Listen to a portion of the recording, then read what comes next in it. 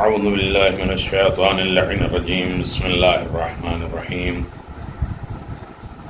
الحمد للہ رب العالمین والصلاة والسلام علی نبی الکریم وعلی آلہ الطیبین الطاہرین المعصومین المنتجبین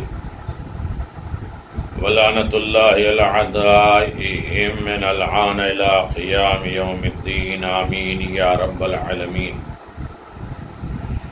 اما بعد فقد قال اللہ تبارک و تعالی قرآن المجید بسم اللہ الرحمن الرحیم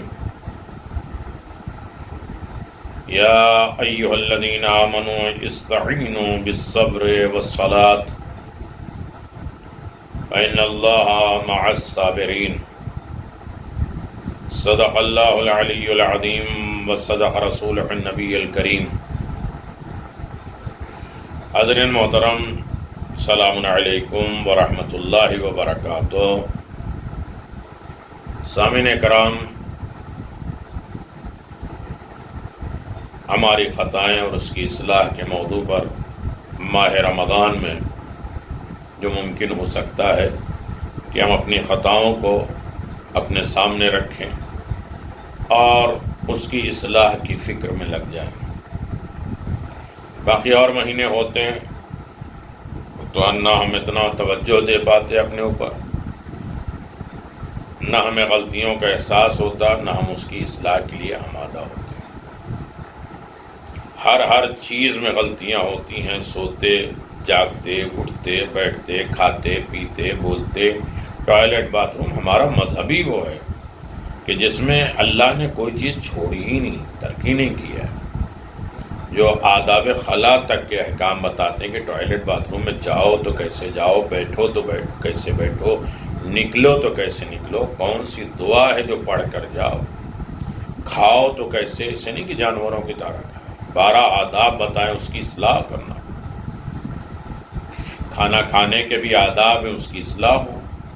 لیٹنے بیٹھنے کے بھی آداب ہیں، طریقے ہیں. چلنے اور بولنے کے بھی طریقے ہیں، اس کی اصلاح ہو. یہ عام دنوں میں ہو سکتا ہے ہم اس کی طرف متوجہ نہ ہوں خطائیں، لیکن ماہ رمضان میں ان خطاؤں کی طرف ہم متوجہ ہو سکتے ہیں. مثلا ماہ رمضان بھوک اور پیاس کا نام نہیں ہے کہ سحری میں کھا لیا اور افطار میں کھا لیا. کھا لینا ہی کمال نہیں، اچھا کھائے تو اس کی اصلاح کے ساتھ کھائے. کیوں؟ امام جعفر صادق علیہ السلام نے فرمایا جو شخص کھانا کھانے سے پہلے اور بعد میں اپنے دونوں ہاتھوں کو کھانے میں اول و آخر برکت چاہتا ہے تو دونوں ہاتھوں کو دھوئے. آج بیماری نے کہا کہ دو تو ہم دھو دیتے ہیں، ورنہ چمچ اور کانٹے کے ذریعے ہم شروع ہو جاتے ہیں، بعد میں ٹیشو لے لیتے ہیں.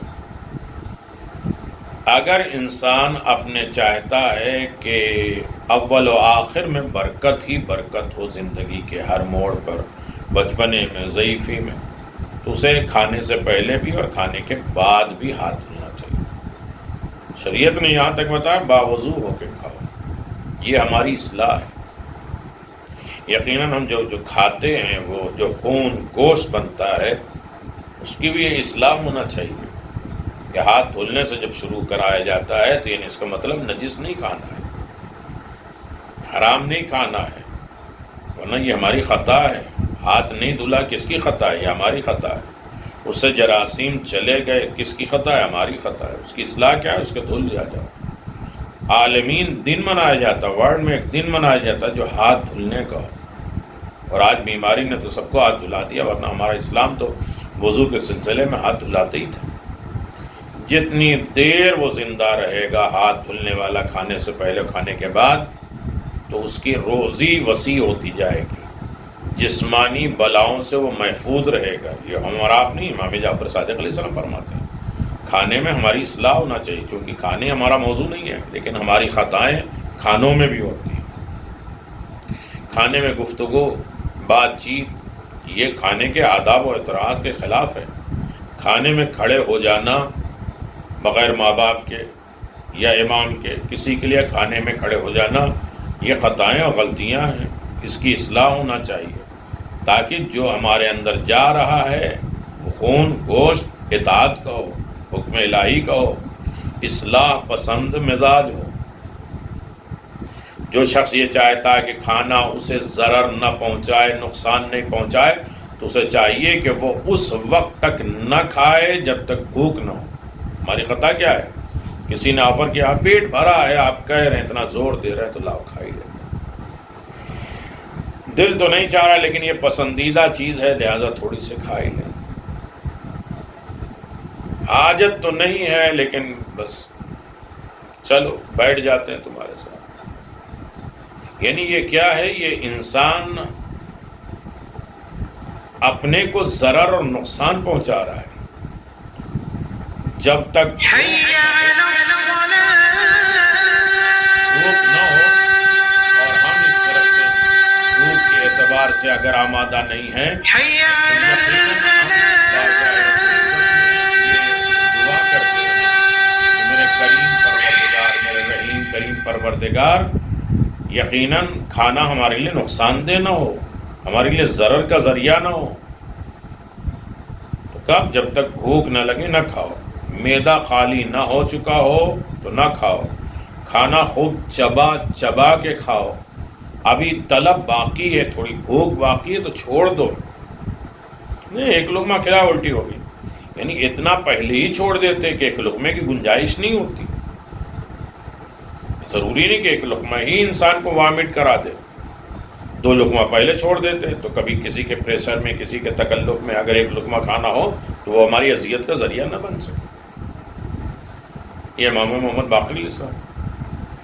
جو شخص کھانے پینے سے پہلے بسم اللہ اور آخر میں الحمدللہ کہے گا تو اس سے نعمتوں کے بارے میں سوال نہیں کیا جائے گا. کتنی بھی نعمت ہے دسترخوان پہ وہ کھائے گا، اور کھانے کے بارے میں تو اللہ سوال ہی نہیں کرے گا.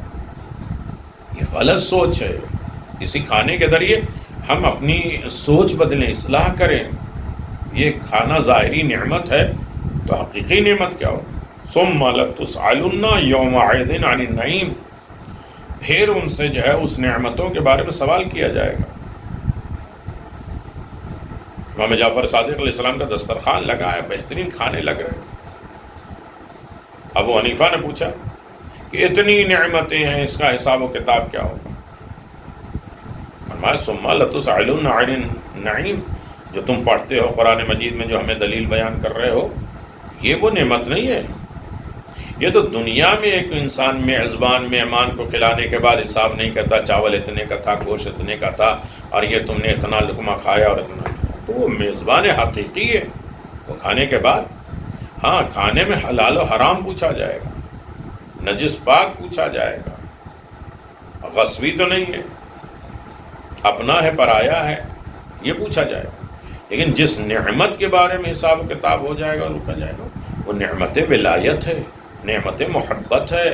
آل محمد علیہ الصلاۃ والسلام سے محبت کرنے کی نعمت کے بارے میں سوال کیا جائے گا.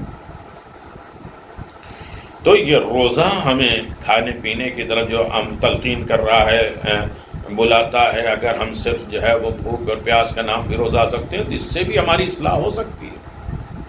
کھانا نمک سے شروع کرو، کیونکہ اگر لوگوں کو معلوم ہو جاتا کہ نمک کے کیا فوائد ہیں تو مجرب تریاق کو چھوڑ کر اسے اپنا لیتا، بہترین دواؤں کو ترک کر دیتا، اور صحیح طریقے سے انسان نمک کو استعمال کرتا کھانے سے پہلے.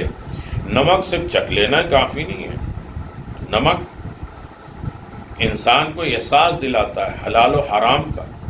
نمک جس کا کھا لیا ہے، جناب ابراہیم کا واقعہ، جب بت توڑ کے چلے آئے تو خدا کے دشمن کو تلاش کرتے ہوئے آئے، اپنے خداؤں کے دشمن کو. جناب ابراہیم کے دروازے پہ جب پہنچے تو کہا کہ ابراہیم کو تم نے دیکھا ہے؟ کہا میرے دروازے پہ آ رہا ہے، کھانا کھا لو. کھانے کا نام سنا، اپنے خدا کو بھلا دیا.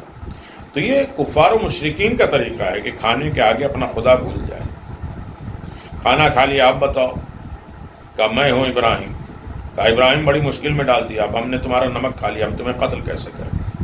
تو نمک کا احساس سب سے زیادہ ہے. انسان نمک کا احساس کر لے کہ کائنات میں نمک پیدا کس کی وجہ سے ہوا ہے، نمک ہم کس کا کھا رہے ہیں. لوگ کھا کے آپس میں ایک دوسرے کے گلے اور شکوے کرتے ہیں. یہ ہماری اصلاح، یہ دیکھیے بیسک چیزیں میں بیان کر رہا ہوں جو ہماری اصلاح کا ذریعہ بنے۔ یقیناً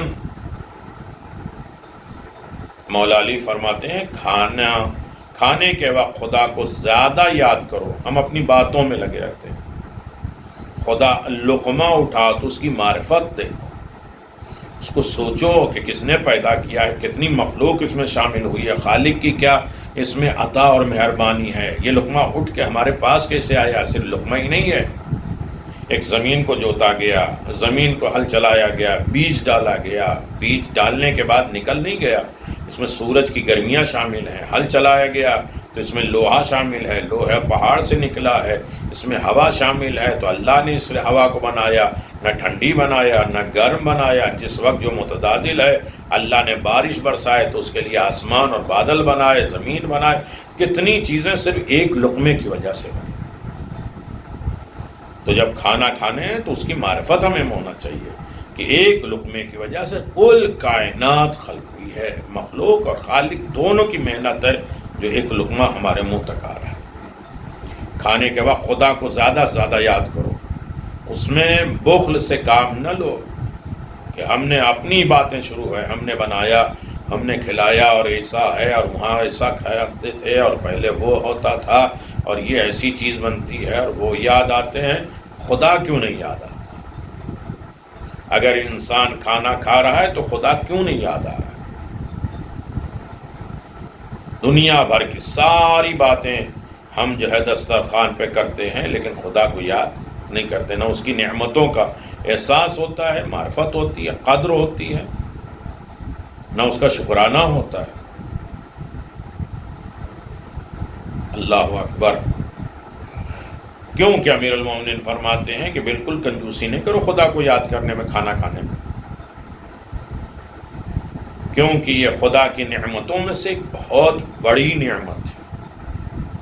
کھانا کھاؤ کہ اللہ طاقت دے، نمازیں پڑھ سکیں، ہم تیری عبادت کر سکیں، اس میں طاقت ہو، دوسروں کے کام آ سکیں۔ عام طریقے سے ایک بہت بڑی خطا اور غلطی ہم کرتے ہیں جس کی اصلاح چاہیے۔ گرم کھانے کو ٹھنڈا ہو لینے دو، آگ کو نہ کھاؤ۔ ہمارا شیوا کیا ہے؟ لاؤ تھوڑا گرم کر کے لاؤ، گرم کھچڑا لائیں گے، ارے مزہ آئے گا، یہ گرم روٹی لو، مزہ آئے گا۔ بھائی کھاؤ، تمہیں مزہ آئے، دوسرے کو تو نہیں مزہ آئے گا۔ لیکن اپنے مزہ، اپنے ٹیسٹ کو دوسرے کے اوپر ہم لاگو کر دیتے ہیں، لازم کر دیتے ہیں۔ جو چیزیں ہمیں ٹھنڈی کھانی چاہیے اس کو تو ہم گرم کرتے ہیں، جو چیزیں ہمیں گرم کر کے کھانا چاہیے اسے ٹھنڈی کھاتے ہیں۔ پانی گرم پینا ہے لیکن اس کو ہم ٹھنڈا کرتے ہیں، چیل کرتے ہیں گرمیوں میں۔ لیکن کھانا ہمیں ٹھنڈا کھانا نہیں، یعنی بالکل چولہے سے اترا، انتظار کر رہے ہیں پکا ہو صرف کھاؤ۔ آگ ہے، آگ پیٹ میں نہ ڈالو۔ گرم کھانا کو ٹھنڈے ہو لینے دو، کیونکہ ایک مرتبہ رسول پاک کی خدمت میں امام صادق فرماتے ہیں کہ رسول خدا کی خدمت میں گرم کھانا پیش کیا گیا تو آپ نے فرمایا اسے ٹھنڈا ہو لینے دو تاکہ کھانے کے قابل ہو جائے، کیونکہ اللہ تعالی ہمیں آگ نہیں کھلانا چاہتا ہے، آنتیں جل جائیں گے، سائنسی اعتبار سے بھی منع ہے۔ ہاں، افطار کے وقت گرم پانی پیو، بے انتہا فائدہ ہے اس کی چیزیں میں آپ کی خدمت میں گزارش کروں گا۔ یہ اصلاح ہے، معدے کی اصلاح، پیٹ کی اصلاح کرنا چاہیے۔ چلو ٹھیک ہے، ہم دین اور نفس اور شریعت کی اصلاح جو ہے وہ اپنی زندگی میں خطاؤں کی اصلاح نہیں چاہتے تو کم از کم اپنی باڈی، اپنی سوچ، اپنے خون، اپنے پیٹ کی اصلاح تو ہم کر لیں۔ کہ اللہ یہ نہیں چاہتا کہ جہنم کی آگ اپنے پیٹ میں بھر لو۔ اور برکت بھی ٹھنڈے کھانے میں ہے، گرم کھانے میں برکت نہیں ہے۔ جو لوگ چاہتے ہیں وہ کھانا جو ہے وہ برکت والا ہو جائے تو انہیں کیا چاہیے؟ انہیں یہ چاہیے کہ وہ کھانے کو صحیح طریقے سے استعمال کریں اور کھانے کو گرم نہیں کھائیں۔ امام علی رضا علیہ السلام نے فرمایا کھانا اور پینے کی چیزوں میں پھونک مارنے سے منع فرمایا۔ چائے اتنی گرم ہے، پھونک مار کے ہم جو ہے پیتے ہیں، کوئی بھی اور دنیا بھر چیزیں پھونک مارتے ہیں، پانی ہے اس پر دم کر کے پھونک مارو، پانی کے اوپر سورہ پڑھ دو، یہی دم ہوتا ہے۔ پھونک مارنا ہو سکتا ہے اس کے منہ کی جو ہے وہ باس اور گندگی یا بیماری یا کوئی بھی چیز انسان کی زندگی میں لگ سکتی ہے۔ تو بظاہر یہ ایک چیز جو ہے وہ بیسک ہے، لیکن یہ ان تمام چیزوں میں ہم خطائیں کرتے ہیں۔ اسی طرح اگر سوچ لیا جائے سونے میں، جاگنے میں، پینے میں، سونے میں، ان تمام چیزوں کی ہماری اصلاح ہونا چاہیے۔ روزے داروں کی خطائیں کیا ہیں اور روزے داروں کی ذمہ داری کیا ہے، اس کی اصلاح کیسے کرنا چاہیے، اس کے بارے میں ہمیں فکر کرنا چاہیے اور ہونا چاہیے۔ رمضان المبارک کی بابرکت مہینے میں بندہ سعادت کی راہ میں، کامیابی کے راستوں میں بڑی تیزی کے ساتھ، بڑی تیزی رفتار کے ساتھ طے کرتا ہے۔ اس لیے اس مبارک مہینے میں نیک اعمال کی جزا برابر ہو جاتی، بڑھ جاتی ہے۔ یقیناً ماہ رمضان کے علاوہ دیگر مہینوں میں 3 مرتبہ قل اللہ اگر پڑھیں گے تو 3 قل اللہ کا ثواب ہوگا، 1 قرآن کا ملے گا، 3 قل اللہ۔ لیکن ماہ رمضان میں اگر 1 حرف پڑھیں گے، 1 آیت پڑھیں گے تو پورے قرآن کا ثواب۔ یقیناً 1 آیت کا بدلہ ماہ رمضان میں زیادہ زیادہ ثواب بڑھ جاتا ہے۔ ہماری سعادت، ہماری کوشش ہو تیز رفتاری کے ساتھ کہ اس سعادت، اس کامیابی کو ہم حاصل کریں، نیکی کو ہم حاصل کریں، اس موقع کو ہم جو ہے ضائع نہ ہونے دیں۔ اس میں اعمال دگنے ہو جاتے ہیں، خطائیں بھی دگنے ہو جاتی ہیں، فتنے بھی دگنے ہو جاتے ہیں، اس کی سزائیں بھی دگنے ہو جاتی ہیں۔ تلاوت قرآن مجید کا اجر و ثواب ملتا ہے۔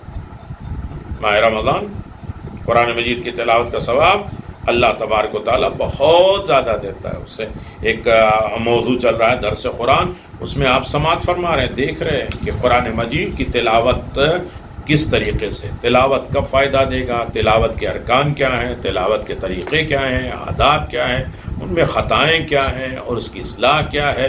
اور پھر اس میں آپ نے دیکھا کہ اس کے معنی، اس کے مفہوم اور اس پر غور و فکر، اس پر تدبر، قرآنی زندگی، یہ ساری چیزیں آپ تقریباً انڈیا کے حساب سے 8:45 بجے آپ درس قرآن کے عنوان سے، بہار قرآن ماہ رمضان کے عنوان سے آپ اسے دیکھ رہے ہیں، اسے دیکھتے رہیے۔ یعنی یقیناً ماہ رمضان جہاں قرآن مجید کی تلاوت ہے، وہاں سب سے زیادہ دعا میں اصلاح ہے۔ ہم ماہ رمضان میں سب چیزیں بھول جاتے ہیں۔ افطار کا وقت ہوا، نہ سورہ انا انزلنا پڑھا، نہ دعا پڑھی، اور نہ خدا کی طرف متوجہ ہوئے، اس کا شکر نہیں ادا کیا، دن بھر فاقے رہے، بھوکے رہے، اور خدا سے اس سے نصرت اور مدد نہیں۔ خدا اس وقت دعائیں قبول کرتا ہے افطار کے وقت۔ اور یہ خطا کیا ہے؟ اس وقت عام ساری چیزوں کے کھانے کے اوپر تبصرے ہوتے ہیں، باتیں ہوتی ہیں، اس وقت دعا نہیں ہوتی۔ پھر اس کے بعد ماہ رمضان میں عظیم ترین عبادت یہ ہے کہ انسان ماہ رمضان میں، عام دنوں میں تو نہیں بھولنا چاہیے، لیکن ماہ رمضان میں بھی صلہ رحمی، رشتہ داروں کے ساتھ صلہ رحمی، یعنی اپنے رشتہ داروں اور عزیزوں کے ساتھ تعلقات برقرار رکھے۔ اس کے مقابل میں قطع رحم ہے، یعنی اپنے عزیزوں سے قطع تعلق کر دینا۔ ماہ رمضان برکتوں کا مہینہ، ہماری ذمہ داری، ہماری اصلاح اسی میں ہے۔ ہماری کل خطائیں، ہمارے کل نقصان، مثلا قطع رحم کرتا ہے تو عمر کم ہو جاتی ہے، رزق میں کمی ہو جاتی ہے، حادثات آتے ہیں، اور انسان جو ہے وہ کسی نہ کسی ابتلا میں مبتلا رہتا ہے اور بیمار ہو جاتا ہے۔ ان سب کی اصلاح کیا ہے؟ صلہ رحمی۔ رشتہ داروں کے لیے کم از کم برا نہ سوچے، برا نہ خیال کرے، اور اس کے بعد ان کی خیر خیریت معلوم کرتا رہے۔ اسلام میں صلہ رحمی کی بڑی تاکید ملی ہے، جبکہ قطع رحم کے بے انتہا مذمت کی گئی ہے۔ پیغمبر اسلام کے مطابق روزے دار کے ایک اہم ذمہ داری اصلاح یہ ہے خطاؤں کی کہ صلہ رحم کرائے۔ آپ نے فرمایا جو شخص ماہ رمضان میں صلہ رحمی، رشتہ داروں کے ساتھ اچھا سلوک کرے گا تو خداوند عالم روز قیامت اپنی رحمت اس کے شامل حال رکھے گا، اور جو شخص ماہ رمضان میں قطع رحم کرے تو خداوند عالم بھی روز قیامت اسے اپنی رحمت سے محروم کر دے گا۔ حاجت مندوں کی مدد ماہ رمضان میں ایک اصلاح ہے اپنی زندگی، اپنے گھر کی زندگی، اپنے بچوں کی لائف، اپنے تمام مشکلات کو دوری ہونے کا بہترین ذریعہ اصلاح کیا ہے کہ جو ضرورت مند ہیں ان کی مدد کرو۔ ماہ رمضان میں غریبوں کی مدد، صدقہ دینا بہت زیادہ فضیلت اور اہمیت ہے۔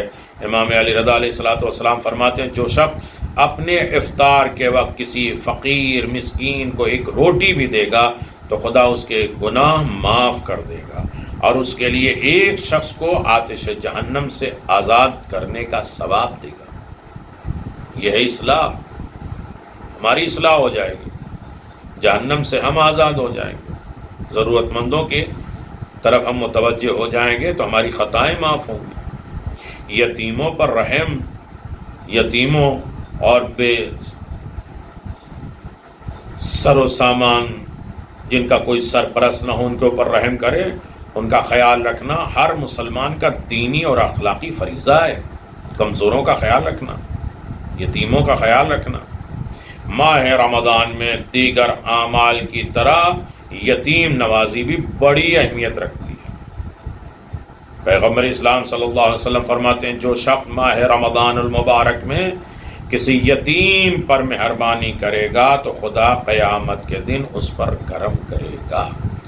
یتیم کے سلسلے میں میری ایک ویڈیو کافی لمبی چوڑی آ چکی ہے، اور جناب قاسم کی ولادت کے سلسلے میں 2 کلپ آئی تھی، ایک یتیم کا حق، یتیم کا رتبہ، یتیم کے درجات، یتیم کے ساتھ سلوک اور یتیم کے ساتھ برائیاں، وہ ساری چیزیں ہیں۔ 31 مارچ ہے یا 1 اپریل ہے اسی۔ نیک اخلاق ماہ رمضان میں ہمیں کیا سدھارنا؟ بد اخلاقی سے، یہ بد اخلاقی ہماری خطا ہے، غلطیاں ہیں، اس کی اصلاح کیا ہے؟ اچھے اخلاق۔ نیک اخلاق ایک انسان کی انسانیت کی دلیل ہوتی ہے۔ اسلام نے خوش اخلاق کو بہت اہمیت دی ہے، یہاں تک کہ پیغمبر اسلام فرماتے ہیں انی بعثت لأتم مکارم الاخلاق، میں اخلاقیات کو کمال بخشنے کے لیے مبعوث ہوا ہوں، بھیجا گیا ہوں۔ امام صادق علیہ الصلوۃ والسلام فرماتے ہیں نیک اخلاق گناہوں کو اس طرح ختم کر دیتا ہے جیسے سورج برف کو پگھلا دیتا ہے۔ ماہ رمضان المبارک میں خوش اخلاقی روزے داروں کی ایک اہم ذمہ داری ہے، اور اس سلسلے میں پیغمبر اسلام فرماتے ہیں اے لوگو جو شخص ماہ رمضان میں اپنے اخلاق کو اچھا بنائے گا تو وہ اس دن پل صراط سے بڑی آسانی سے گزر جائے گا جب دوسرے لوگوں کے قدم ڈگمگائیں گے، پھسلیں گے۔ اللہ اکبر۔ خطاؤں کی اصلاح، ہماری خطاؤں کی اصلاح، گناہوں سے دوری، یہ سب سے بڑی اصلاح ہے۔ ہماری خطا ہم دوسروں کی طرف نہیں سمجھیں، اپنی خطا، اپنی غلطیوں۔ ماہ رمضان میں روزے داروں میں تقویٰ پیدا ہوتا ہے۔ خداوند عالم کا ارشاد ہے صاحبان ایمان تمہارے اوپر روزہ اس لیے فرض کیا گیا تاکہ تم متقی و پرہیزگار بن جاؤ، گناہوں سے دور ہو جاؤ، واجبات پر عمل کرو، حرام سے چھوڑ دو، شاید تم اسی طرح متقی و پرہیزگار بن جاؤ۔ متقی بننے کے لیے ضروری ہے گناہوں سے پرہیز ہونا، یہ اصلاح۔ ماہ رمضان میں گناہوں سے دوری تو بے انتہا ضروری ہے، اس لیے کہ ممکن ہے کہ ایک گناہ کی وجہ سے وہ تمام ثواب ختم ہو جائیں جو روزہ داروں نے نیک اعمال کے ذریعے حاصل کیے۔ یہی وجہ ہے کہ حضرت علی ابن ابی طالب علیہ الصلوۃ والسلام نے پیغمبر اسلام سے سوال کیا ماہ رمضان میں سب سے بہترین عمل کیا ہے؟ تو فرمایا گناہوں سے دوری، کچھ بھی نہ کرے، گناہ سے دور رہے ماہ رمضان، یہ ہماری اصلاح ہو جائے۔ پھر اس کے بعد فرمایا غیبت سے پرہیز کرو۔ کتنی بڑی خطا، کتنی بڑی غلطیاں، محنت ہم کریں، کمائیں ہم، نمازیں ہم پڑھیں، روزہ ہم رکھیں، کار خیر ہم کریں، غریبوں کا خیال ہم کریں، اچھائیاں نیکیاں ہم کریں، اور تھالی میں سجا کر کسی اور کو دے دیں، یہی ہوتا تو کافی ہے تھے، اس کی برائیاں بھی ہم لے لیں۔ یہ غیبت کتنا برا سودا ہے، یہ خطا ہے، غلطی ہے، اس کی اصلاح ہونی چاہیے۔ غیبت یعنی کسی مومن بھائی کے پیٹھ پیچھے اس کی برائی کرنا آیات اور روایات میں اس عظیم گناہ کی شدید مذمت کی گئی ہے۔ قرآن مجید کا ارشاد ہے لا یغتب بعضهم بعضا یحب احدکم ان یاکل لحم اخیہ میتا فکرہتموہ۔ اللہ، اور ایک دوسرے کی غیبت بھی نہ کرو کہ کیا تم سے کوئی اس بات کو پسند کرے گا تم میں سے کہ اپنے مردہ بھائی کا گوشت کھاؤ؟ یقیناً تم اسے برا سمجھو گے۔ غیبت کے ذریعے روزے کی قدر و قیمت ختم ہو جاتی ہے، سب ضائع، سب برباد۔ پیغمبر اسلام صلی اللہ علیہ وسلم فرماتے ہیں جو شخص کسی مسلمان مرد یا عورت کی غیبت کرتا ہے تو خدا اس کی نماز روزہ کو 40 دنوں تک قبول نہیں کرتا، مگر یہ کہ جس کی غیبت کی ہے اس سے اس کو راضی نہ کرا لے۔ اسی طرح آپ نے فرمایا جو ماہ رمضان المبارک میں غیبت کرتا ہے وہ اپنے روزے کے عوض کوئی جزا، کوئی بدلہ روزے کے بدلے میں نہیں پائے گا۔ اس کے بعد ہماری خطا اور غلطیاں ہوتی ہیں، پھر بھی ہم اصلاح کی طرف توجہ نہیں کرتے۔ وہ اصلاح کیا ہے؟ توبہ اور استغفار بہترین اصلاح ہے ہماری کل خطاؤں کی۔ سماج، سوچائیاں، ساری چیزیں صحیح ہو جائیں گی اگر ہم اپنی خطاؤں کی، غلطیوں کی طرف توجہ کریں۔ توبہ گناہ گاروں کے لیے ایک امید کی کرن ہے جو انہیں خدا کی رحمت سے مایوس نہیں ہونے دیتی۔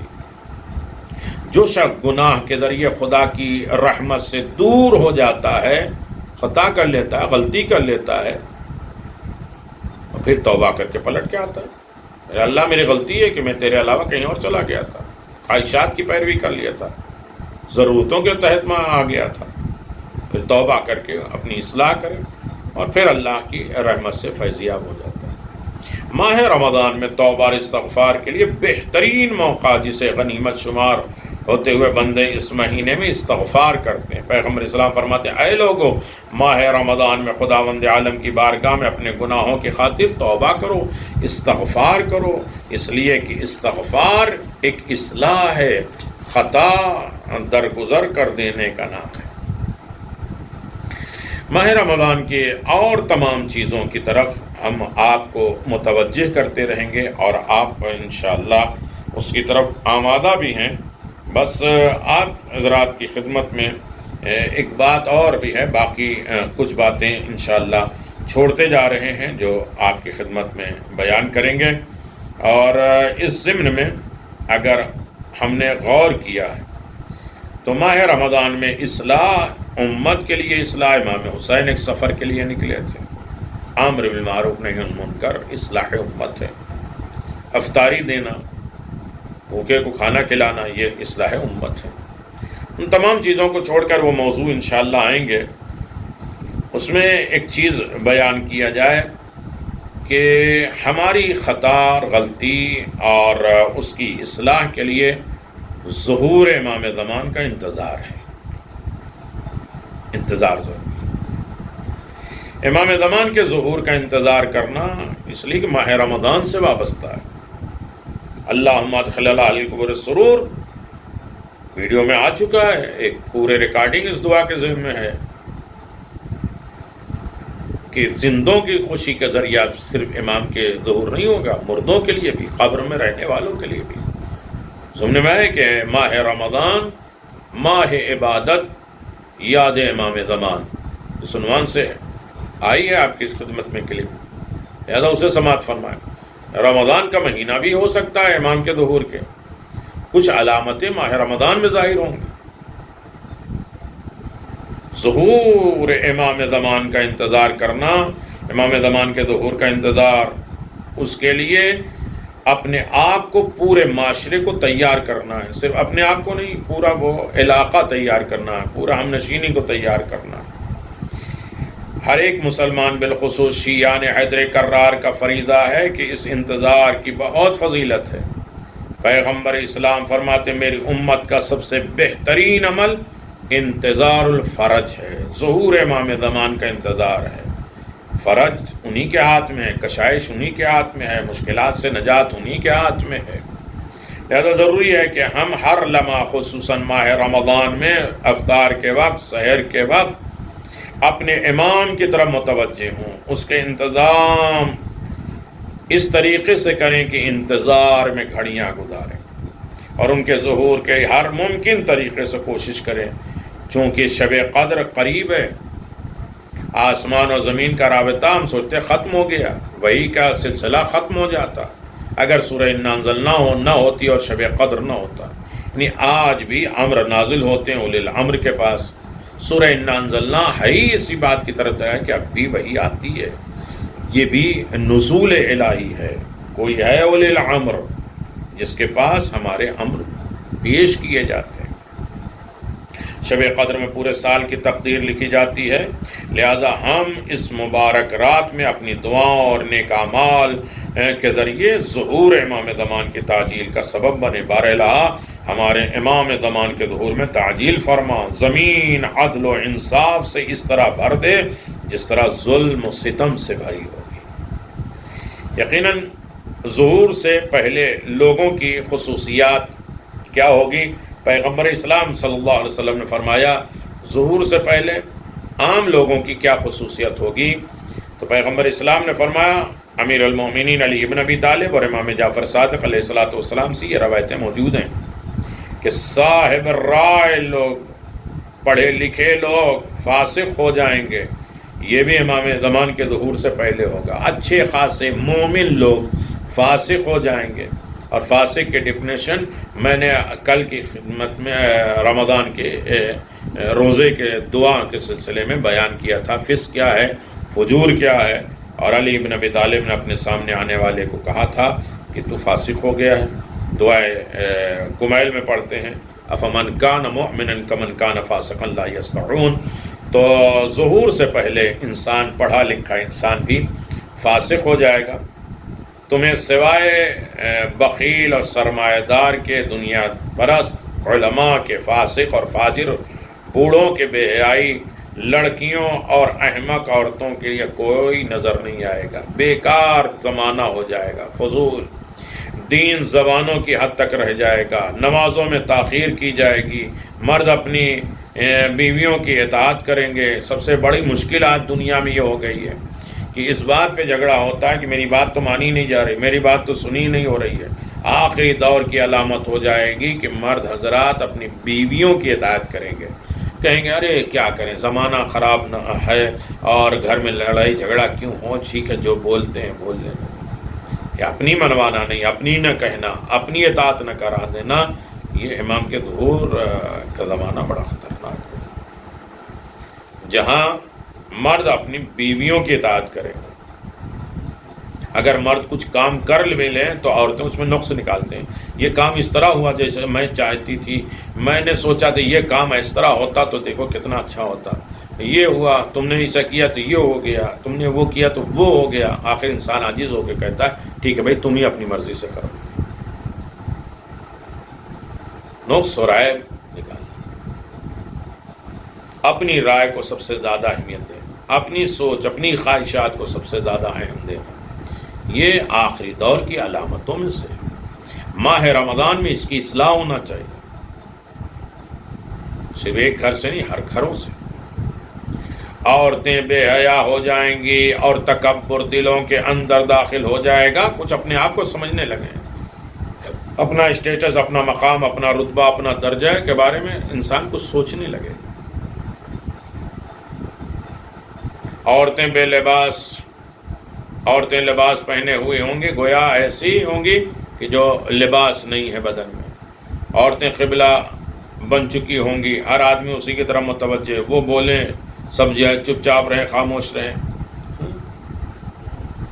قبلہ بنی ہوں گے۔ لوگ فرائض دنیا کو حقیر سمجھیں گے، سرمایہ دار پیسے کی بنا پر اپنی تعریف کی خواہش کریں گے، ان کی زبانیں شہد سے زیادہ شیریں ہوگی مگر ان کے دل انزل سے زیادہ کڑوا ہوگا۔ لوگ دین کو غیر دین کے لیے حاصل کریں گے، اس زمانے میں غیر خدا کے لیے علم فقہ کے حاصل کریں گے۔ دنیا کی طرف شدید میلان ہوگا، رجحان ہوگا، لوگ امر و نہی سے نفرت کریں گے، انسانی مسائل پر وہ لوگ گفتگو کریں گے جو ان کے اہل نہیں ہوں گے، جن کا ڈپارٹمنٹ نہیں ہے، علمی میدان نہیں ہے، مجتہدین سے ہٹ کر ہر انسان اپنی رائے دے گا۔ مسلمان اپنے علماء سے نفرت کریں گے، لوگ دولت کے لیے شادیاں کریں گے، مالدار ہو جائیں گے، وہ رشتہ کریں گے تو بڑی مالدار عورت ہے، وہ رشتہ کریں گے تو آدمی جو ہے بڑا مالدار ہے، تو اس وجہ سے رشتے ہوں گے۔ پست لوگ بلند ہو چکے ہوں گے، بلند پست ہو جائیں گے۔ خدا کی قسم، رسول خدا امیر المومنین امام جعفر صادق علیہ السلام فرماتے ہیں، خدا کی قسم میں نے تم سے کوئی بات نہیں چھپائی ہے اور نہ ہی میں نے جھوٹ بولا۔ یہ لوگ مسلمان ہوں گے اور نہ عیسائی ہوں گے، ان کا مذہب ختم ہو چکا ہوگا، دین چلا جائے گا، برباد ہو چکا ہوگا۔ لوگ ائمہ معصومین علیہم السلام کی قبور کو بندوبست سے خراب کر دیں گے، بندوقوں سے خراب کر دیں گے، ائمہ معصومین کی قبروں کو بھی۔ دیکھیے جنت البقیع کیا ہے، جنت المالا کیا ہے، اور روضے مسمار کس طریقے سے کیے گئے۔ ائمہ معصومین علیہم السلام کے روضوں کو بھی انسان جو ہے وہ مسمار کر دے گا، توپوں کے ذریعے، اللہ اکبر، بندوقوں کے ذریعے، گولوں کے ذریعے۔ لوگ سود کے استعمال سے بالکل نہ شرمائیں گے، بیاض کھائیں گے۔ دین قائم افراد کے اجرا 50 مومنوں کے اعمال کے اجرا کے برابر ہو جائے گا۔ عورتوں کے مہر اور سواری کی قیمت میں بہت زیادہ اضافہ ہو جائے گا، مہر بھی بڑھ جائے گی، سواری بھی بڑھ جائے گی۔ دنیا کے کاموں کی آخرت کے کاموں میں مقدم کر دیا جائے گا۔ عورتوں کی مہر بڑھ جائے گی، سواری کی قیمت بڑھ جائے گی، سال اور مہینوں کے برابر ہو جائیں گے، مہینہ ہفتوں کے برابر ہو جائے گا، دنوں کے اور ان کے گھنٹے کے برابر ہو جائے گا۔ بیٹا اپنے باپ سے کینہ رکھے گا، صالح لوگ کو دیکھ کر واپس کر دیا جائے گا، نفرت کی جائے گی اصلاح کرنے والوں کے لیے، گناہگاروں کا استقبال کیا جائے گا۔ باپ اور اپنی اولاد کے برے افعال کو دیکھ کر خوش ہوگی، کیا ایڈوانس زمانہ ہے، میرا بچہ کہاں نکل گیا، جتنا ناچے گا کودے گا اور اس کے بعد دوسرے کام میں رکھے گا، باپ خوش ہوگا۔ سندھ اور ہند کے شہروں میں قتل و غارت ہوگی، صدقے کا جرمانہ خیال کیا جائے گا، صلہ رحمی کو احسان سمجھا جائے گا۔ لوگ بھیڑیا بن چکے ہوں گے جو بھیڑیوں کی طرح سے لوگوں کو اذیت پہنچائیں گے، چیر پھاڑ دیں گے، جن کی زبانیں بڑی خطرناک ہے، جو زبان کی اذیت دیں گے۔ اللہ اکبر۔ قساوت قلبی، دل بڑے سخت ہو جائیں گے انسان کی زندگی میں۔ عورت بے پردہ ہوگی، اپنے زینتوں کو نامحرموں کے سامنے ظاہر کرے گی۔ ایسی عورتیں دین سے عاری اور فتنوں میں داخل ہو چکی ہوں گی، لذتوں کے پیچھے بھاگنے والی ہوں گی، حرام خدا کو حلال سمجھنے والی ہوں گی، ہمیشہ جہنم میں رہیں گی۔ امام صادق نے فرمایا، امر نہیں کرنے والے کو ذلیل کیا جائے گا۔ جو بھی اچھائی بتائے گا تو ہم کہیں گے ہر وقت روکنا ٹوکنا، ہر وقت متوجہ کرنا، کہیں بھی انسان کو خوش نہیں ہوا، ہنسنے نہیں دیتے، اور یہ نہیں کرتے۔ یہ کیا ہے؟ فاسق افراد خدا کی ناپسندیدہ افراد میں سے ہوں گے، مقبول ہوں گے۔ کثیر دولت اور امور پر خرچ کرنے والے جن سے خدا سخت ناراض ہوگا وہ بہت زیادہ ہوں گے۔ قلیل مال، کم مال کو بہت زیادہ اطاعت خدا میں خرچ کرنے والے ہوں گے۔ حکومت ایسے افراد کو ملے گی جو زیادہ پیسہ خرچ کرنا جانتے ہوں گے۔ لہو و لعب، کھیل کود کی جگہوں میں کثرت ہوگی، لوگ جمع ہوں گے۔ کوئی ایسا نہیں ہوگا جو لوگوں کو کھیل کود کی جگہوں پہ جانے سے منع کرے، بلکہ منع کرنے کی جرات بھی نہیں رکھے گا۔ قرآن کا سننا لوگوں کو گراں گزرے گا، باطل کے آواز بھلی معلوم ہوگی، غیبت کے ذریعے باتوں میں مزہ آئے گا، پیدا ہوگا۔ امیر افراد حقوق شرعیہ کو ادا نہیں کریں گے، والدین کی بے عزتی کی جائے گی، اور اللہ اکبر۔ تقوی کا درس دینے والے خود اپنی باتوں پر عمل نہیں کریں گے، صدقہ اور خیرات سفارش پر دیے جائیں گے، لوگوں کی مرضی سے نہیں دیے جائیں گے، خواہشات کے باعث لوگوں پر ایک دوسرے سے نفرت کی جائے گی اور ان کے ایک دوسرے سے انکار کرنے پہ مدد نہیں کی جائے گی۔ یہ بحار الانوار علامہ مجلسی نے تفسیر قمی میں لکھا ہے، علامت ظہور میں یہ بات ہے، علائم ظہور میں حاجی ابراہیم موسوی زنجانی لکھتے ہیں۔ یہ ساری چیزیں انسان کی غلطیاں ہیں جس کی ہمیں اصلاح کرنا ہے، اور اصلاح بھی اسی طریقے سے ہو سکتی ہے کہ جہاں انسان پروردگار سے مخاطب ہو، اللہ تبارک و تعالیٰ کی بارگاہ میں آئے کہ میرے کریم پروردگار، ہماری یہ سب خطائیں ہیں اور ان خطاؤں کو تو ہی درگزر کر سکتا ہے، ہمیں اصلاح کی توفیق دے دے تاکہ ہم اپنی اصلاح کر سکیں، اور اس سے پہلے کہ امام کا ظہور ہو ہم اپنے آپ کو ویسا تیار کر سکیں جیسا امام چاہتے ہیں، ہم اپنے گھروں کو بھی ایسا مزین کریں، عورتیں اپنی حکومت بند کر دیں اور ہر طریقے کے ظلم و ستم ختم کر دیں، مرد بھی اپنا ظلم و ستم ترک کر دیں، اور صحیح معنوں میں جو حقوق ہیں، امام جس گھر میں آئیں گے اس گھر میں ان کے لائق عدالت قائم ہونی چاہیے۔ اسلامی عبادات میں دوسری اہم ترین عبادت کا نام روزہ ہے۔ یقیناً روزہ ہماری زندگی کی اصلاح کا ذریعہ ہے، اور ہم صحیح معنوں میں اپنی اصلاح اسی اعتبار سے کر بھی سکتے ہیں کہ ماہ رمضان بھی ہے، ہمارے نفس پاک ہوتے ہیں، ہمارے پیٹ پاک ہوتے ہیں، ہمارے ذہن پاک ہوتے ہیں، اور ہم زیادہ سے زیادہ اچھائی سن بھی سکتے ہیں، نصیحت سن سکتے ہیں، اور ان نصیحتوں اور ان اچھائیوں کا اثر بھی زیادہ سے زیادہ ہو سکتا ہے۔ تو لہذا کریم پروردگار کی بارگاہ میں ہمیں دعا کرنا چاہیے کہ روزہ یعنی صبح صادق سے وقت مغرب تک قربتِ اللہ کے ارادے سے تمام چیزوں سے پرہیز کرنا ہے جو مفطرات صوم کہا جاتا ہے، مبطلات روزہ کہا جاتا ہے، ان تمام چیزوں سے ہمیں بچنا ہے، اور یہ ہمارے روزے کی اصلاح ہے۔ روزہ بھی 3 طریقے سے ہوتا ہے۔ ایک عام روزہ ہے جو 9 چیزوں سے اپنے آپ کو بچاتے ہیں، پیٹ اور منہ، کھانے پینے کی چیزوں سے اپنے آپ کو بچاتے ہیں۔ ایک ہے خاص روزہ جو اپنے اعضاء و جوارح سے بھی روزہ رکھتے ہیں، اور ایک ہوتا ہے خاص الخاص روزہ، یعنی جو انسان اپنے زبان، اعضاء و جوارح کے ساتھ اپنے دل سے بھی روزہ رکھتا ہے۔ دل بھی پاک ہوتا ہے حسد، جلن، بغض، اناد سے۔